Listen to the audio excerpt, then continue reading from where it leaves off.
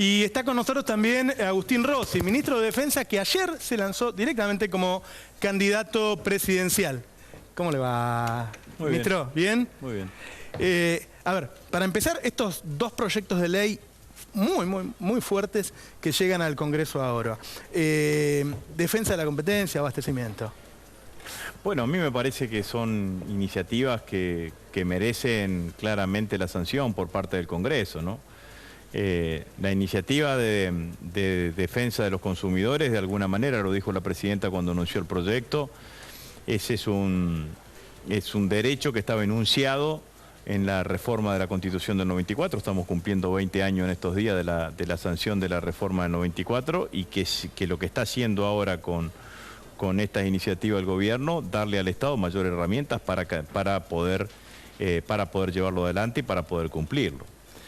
Que los empresarios estén en contra, los empresarios de la Argentina estén en contra, en algún lugar, bueno, los empresarios no tienen que explicarle a nadie salvo a su bolsillo, digamos, ¿no? A sus propios intereses. Que la oposición quede pegada con esos empresarios, la verdad que no se entiende, ¿no? Porque lo cierto es que lo que busca la integralidad del proyecto es defender los dos extremos de la escala, digamos, ¿no?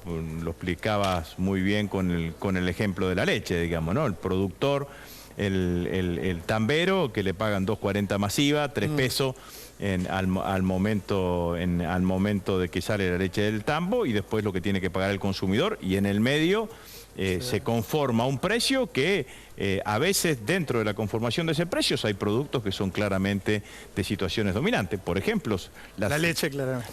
No, y por ejemplo el envase, ¿no?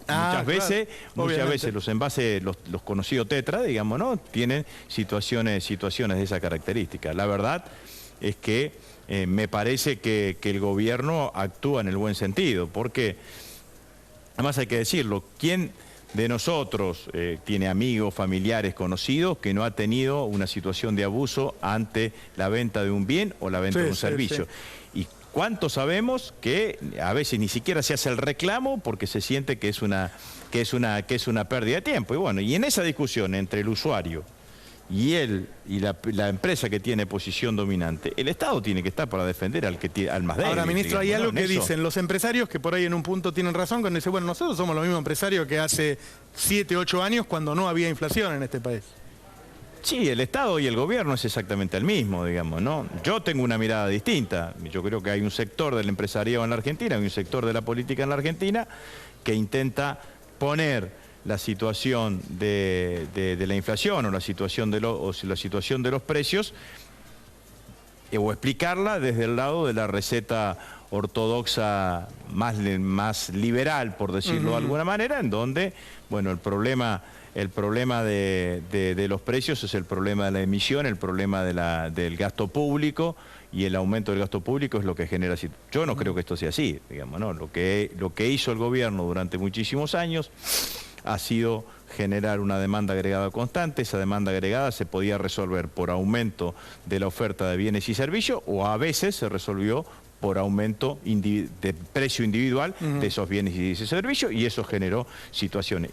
Menos la última de estos primeros meses, que fue a partir del corrimiento del tipo de cambio, que se generó una situación de esta característica. Pero en ese marco está claro que tener una mirada no solamente sobre el precio final del producto, sino tener una mirada de cómo se conforma el precio, es claramente positivo en este sentido. Y si los empresarios actúan bien, ¿de qué hay que tenerle miedo? ¿De qué hay que tener miedo? Digamos, si uno está haciendo bien las cosas, ¿de qué hay que tener miedo? Digamos, no, me parece que... Les tienen miedo a los empresarios. No, bueno, pero me parece que en realidad lo que les gusta poco que los controlen, digamos, ¿no? Y en realidad si uno no tiene ningún tipo de problema, ¿por qué va a tener problemas para que lo controlen, digamos, ¿no? Esto es así, digamos, ¿no? Entonces, si están todas las cosas bien, ¿qué problema hay, digamos? Si es una ley, digamos, ¿no? Es una ley que aplica al Estado, que tiene los controles, que tiene el control de la justicia, tiene una cantidad de controles que se pueden utilizar, digamos, ¿no? Pero yo creo que está muy bien lo que estamos haciendo, digamos, ¿no? Porque me parece que en estos derechos de tercera o cuarta generación había que actuar y estamos actuando bien. Ministro, usted se precandidateó para presidente de la Nación por el kirchnerismo. Yo diría presentándose como una continuidad del proyecto de Cristina Fernández y de Néstor Kirchner. Sí. Un proyecto que tiene 12 años. Sí. Yo diría no es suficiente ya. No, para nada. Podría venir algún cambio. La verdad que no, digamos, ¿no? Yo al contrario, digamos, ¿no? Yo, ¿no? Para completarlo digo, bueno, yo creo que a partir del 10 de diciembre del 2015 lo que hay que hacer es la continuidad del cambio que empezó el 25 de mayo del 2003. Si uno analiza la Argentina desde el 76, o si quiere desde el 75, desde a partir del Rodrigazo en adelante, la Argentina con la crueldad de la dictadura, la complicidad de algunas democracias o la incapacidad de otras democracias, la matriz económica siguió siendo la misma en la Argentina, llámela neoliberal, llámela liberal, pero fue claramente el modelo de acumulación económico de la Argentina fue orientado por esa matriz. El que viene a cambiar las cosas en la Argentina el 25 de mayo del 2003 es Néstor Kirchner. No, yo que lo cambió estoy de acuerdo. Yo lo que digo, ¿no perdió eficiencia con los años el gobierno cuando van pasando los años? ¿Es el mismo que al principio? Yo creo que es el mismo del principio, que ha tenido distintos desafíos durante todos estos años y que ha dado respuestas distintas durante todos estos años. Digamos, nosotros el 25 de mayo del 2003 lo que teníamos era el 60% de los argentinos debajo de la línea de pobreza y teníamos una demanda básica que era el plato de comida. Y después fuimos resolviendo los problemas de trabajo y primero seguramente habrá sido negro, después lo mejoramos y generamos trabajo en blanco y en el 2004-2005 lo que hicimos eran planes federales de vivienda.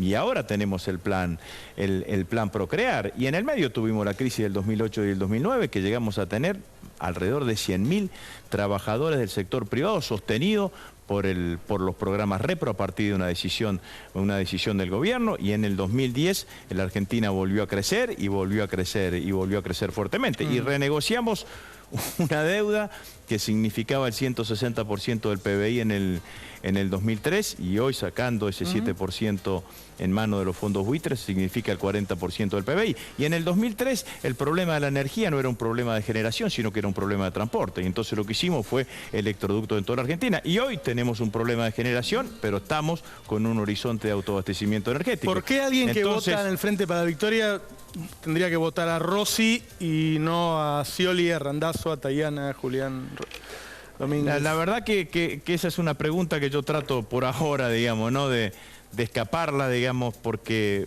me obliga a estar en un lugar donde no quiero estar, que es que definirme a partir de terceros.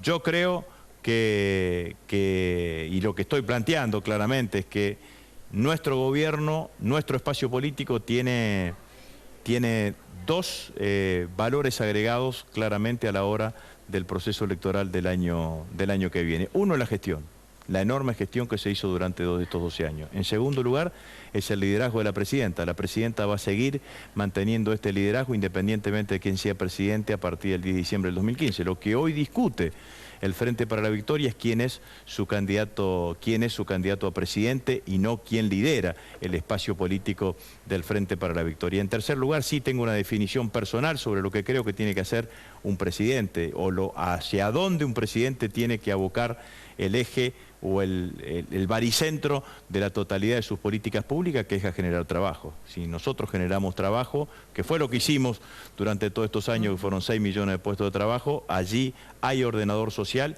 y hay eficiencia para el futuro. Y en cuarto lugar, yo digo que problemas la Argentina tenía en el 2003. Hoy la Argentina, y a partir del 10 de diciembre del 2015, no tiene problema, tiene futuro. Muchas gracias, ministro. No, muchísimas gracias a ustedes. Vamos a una pequeña tanda, te voy a dar el último dato. ¿Qué va a hacer esta semana el gobierno para tratar de reanimar un poco la actividad económica? Ya volvemos, 30 segundos. El gobierno tiene un problema, se le cae el consumo y le sube la inflación. ¿Cómo haces? ¿Sí? Si vos pones más pesos, si emitís más pesos, puede ser que subas un poquito el consumo, pero te sube más la inflación. ¿Qué va a hacer el gobierno entonces? Tratar de que vos consumas más, pero no con pesos, sino con crédito. Esta semana va a hablar la presidenta y después va a hablar el ministro de Economía para anunciar, ¿sí? Planes para compra de bienes durables puede ser vehículos, motos, ¿sí? Con baja tasa de interés. Tratar de dar más crédito para que vos consumas más, para que se mueva el consumo, se mueva el empleo y que no suba la inflación. Pero ¿sabés qué? Ya me está esperando Gastón Recondo con Estudio Estadio. Perdió Boca 3-0. Gastón, ¿se va Bianchi? Roberto, la verdad no se va a ir Bianchi. Igualmente vamos a hablar de qué le pasa a Boca, por qué Boca juega así. Pero me parece mucho más interesante lo que estabas contando vos, lo que va a pasar en la semana, porque además hay que decirle al que por ahí no te agarra en todos los momentos que estás en C5N, siempre avisás lo que se viene. O sea, no es que vos hablás después de lo que se anunció, de lo que pasó, de lo que ocurrió. Es como que el que te ve en C5N se entera antes de lo que va a pasar. Alguna ventajita tenemos los que estamos prendidos a esta señal, Roberto. Gracias, querido, que tengas un gran programa. Igualmente, para el domingo que viene y para cada vez que te toque estar al aire, porque es un lujo el que se hace 5N con Roberto Navarro. Un abrazo grande y gracias por la bienvenida. Chao, Gastón.